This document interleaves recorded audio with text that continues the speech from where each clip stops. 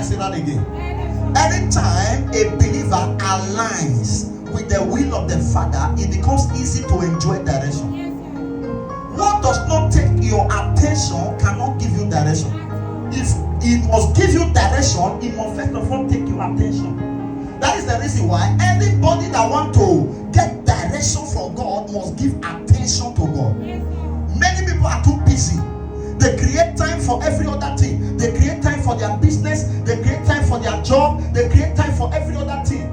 But they don't have time for the things of God. They can give attention to their family. They can give attention to their business. There are people that are not in this service not because they are in the market.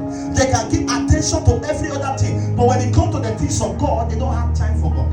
But they want to see the power of God. How can you see the power of God without staying in Mount Sinai? Remember that Moses said to God, he said, that I may see your glory. What glory was Moses talking about? He was not looking for the glory of God where he saw the burning bush. No.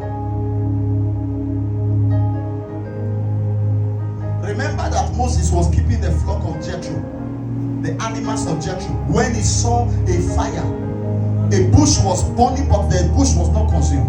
And the Bible said, Moses said, let me now turn aside and see why this bush is burning, but yet it's not consumed. And when Moses turned, he had a voice from the bush.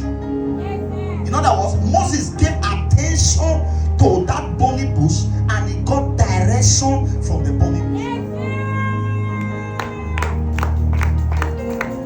So anyone that wants to get direction from God must give attention to God.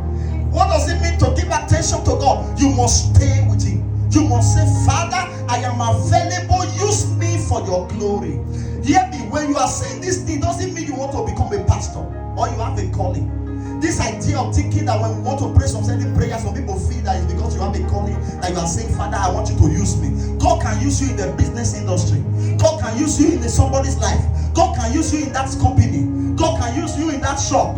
God can use you in that company. God can use you in that school. God can use you in any institution. So when we are talking about God, use me for your glory, you are not just talking about becoming a pastor. You can be loaded and yet be a successful businessman.